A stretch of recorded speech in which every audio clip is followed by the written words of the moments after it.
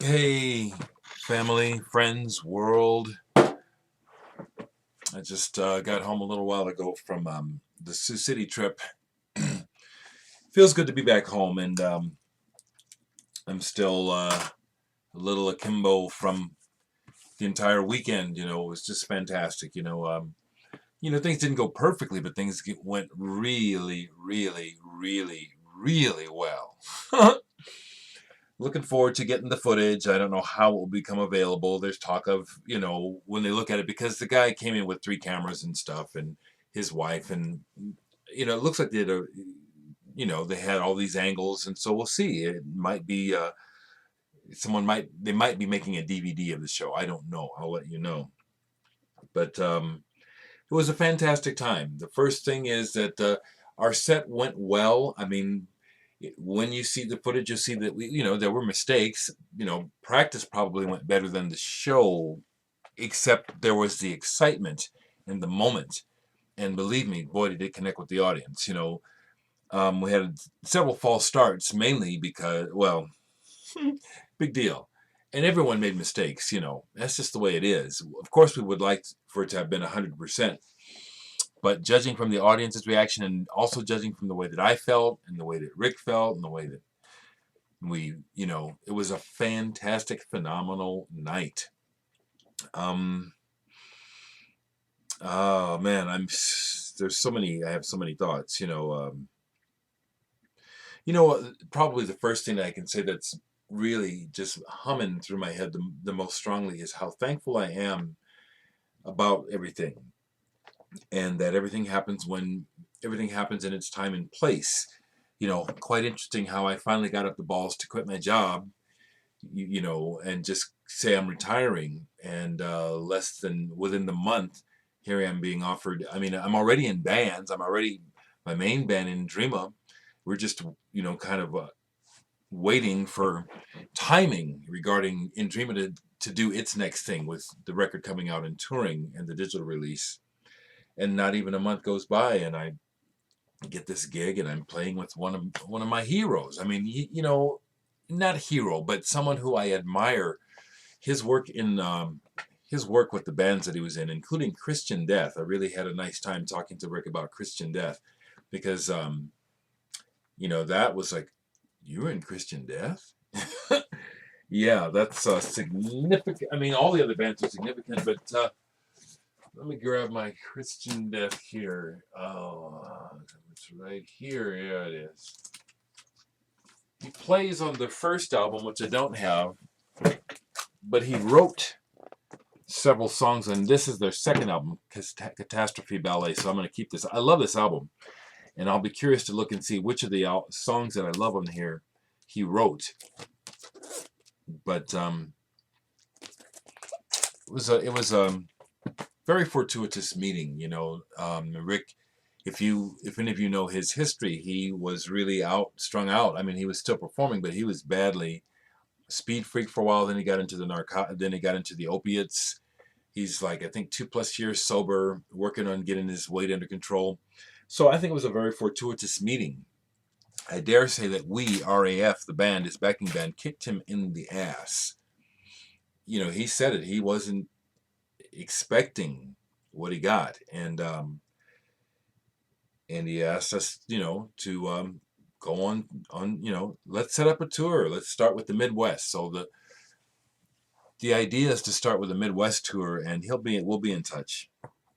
I won't reveal too much before too soon, but we're talking about August, September, or 2 week, and then we'll see how it goes. And again, that's how you do it. If the Midwest goes well, then we talk about the coasts. I like it.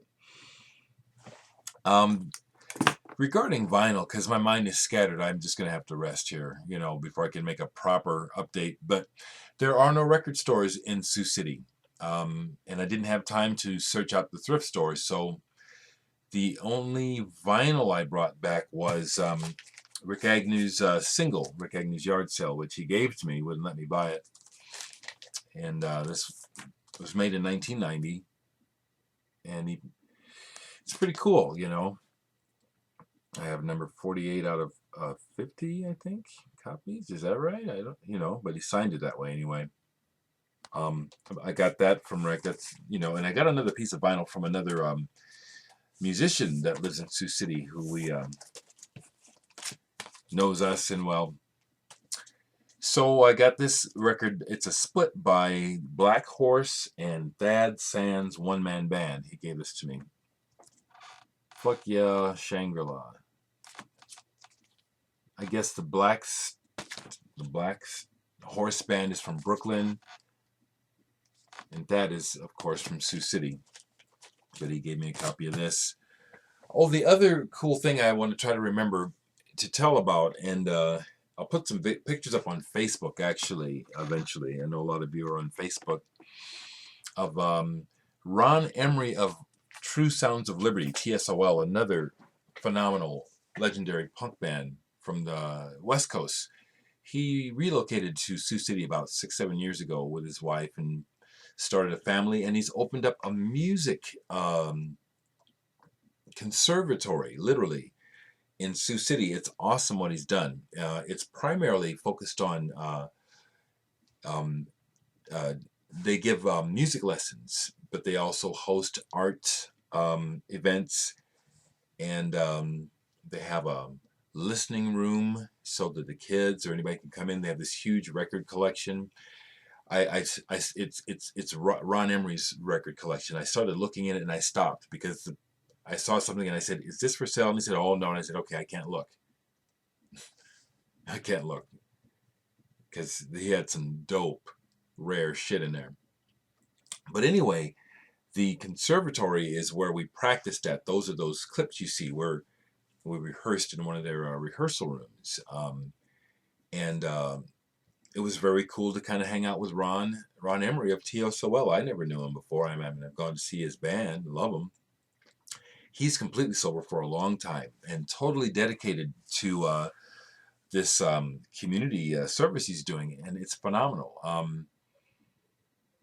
And the sponsors and the people he has behind him, Devo are among his sponsors. When you walk into the place, there's this big display with the Devo, a real Devo yellow suit, and the hats signed by the band. And of course, Ron Emery, and their history, TSOL, he knows a lot of people. He was telling me about how Blue Man Group came out there and did a workshop. They're working on getting Patti Smith. They asked me to put together a bass workshop and come up and do a bass workshop with the kids.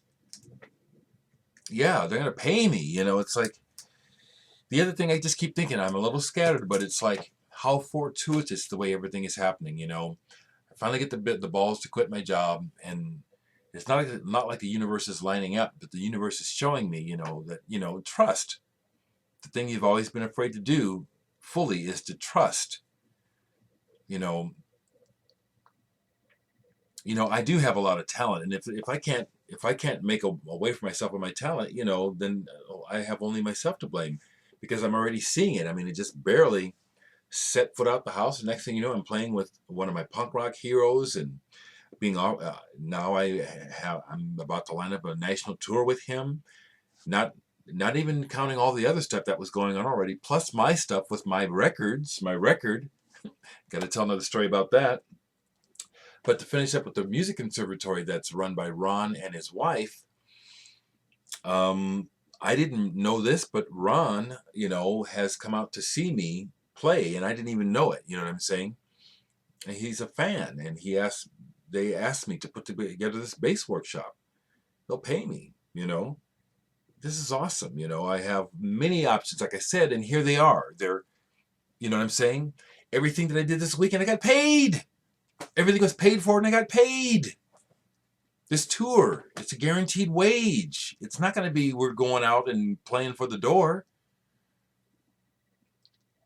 I'm just behind, but kind of, I'm kind of still, wow, So, it's a couple of things. So Ron Emery, formerly of TSOL, gives me a copy of his solo CD. I haven't even played this yet. I'm looking forward to it.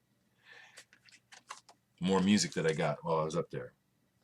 Oh, one of the other bands on the show last night, Reno Divorce from Colorado. I'd never heard of them. If you ask me, they're the new Social Distortion. They kicked my ass. They were awesome. And we vibed and traded CDs. They were great. If you like Social Distortion, check out Reno Divorce. I asked these guys, why haven't I heard about you? I said, somebody is slacking on in your promo department. They gave me the promo pack, all the stickers and flyers and stuff, which is great, and buttons. They were great.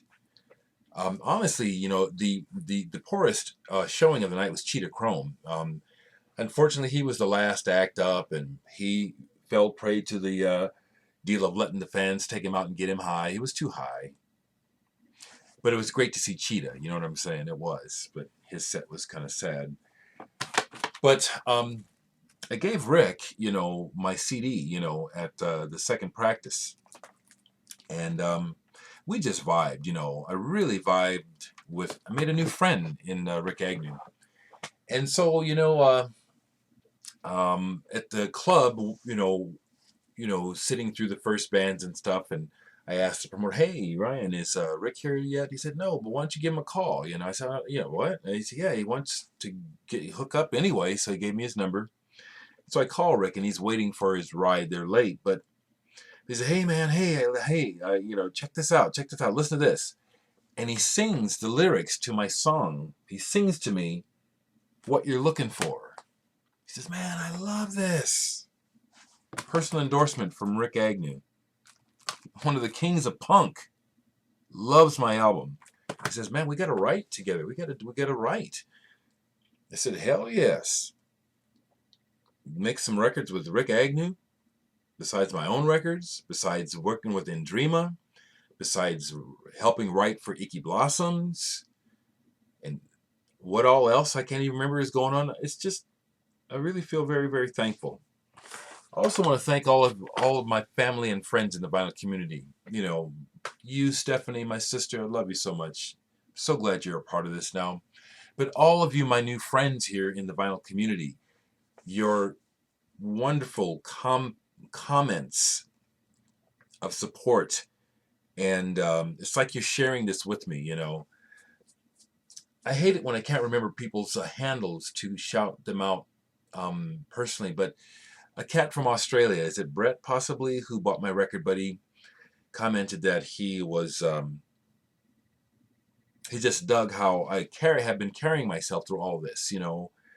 I do have a great, strong sense of inner dignity and self-love, and growing confidence. I mean, I've always had it deep inside, but now more where I'm acting on that confidence. And I just want to thank you folks for being a part of this, and being so supportive and loving.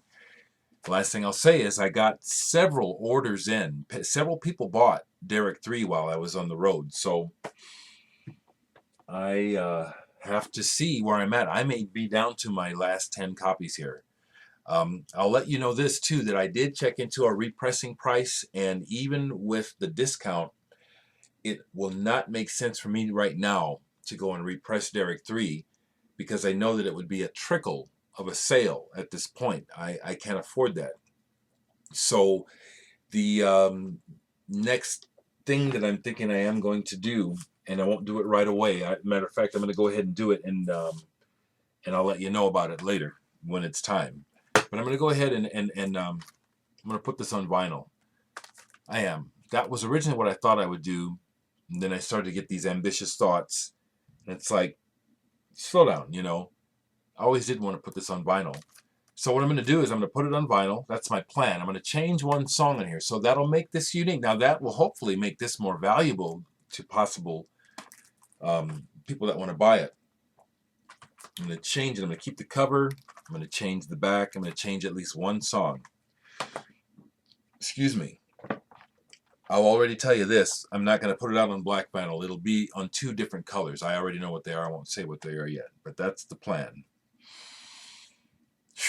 Okay, I'm going to stop here. There's lots more in my mind, but just, man.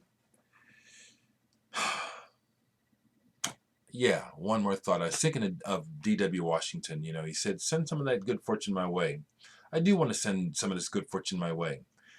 I dare say I want to just encourage you to just dare to risk seeing yourself differently and trying something different to make a change. It'll probably work.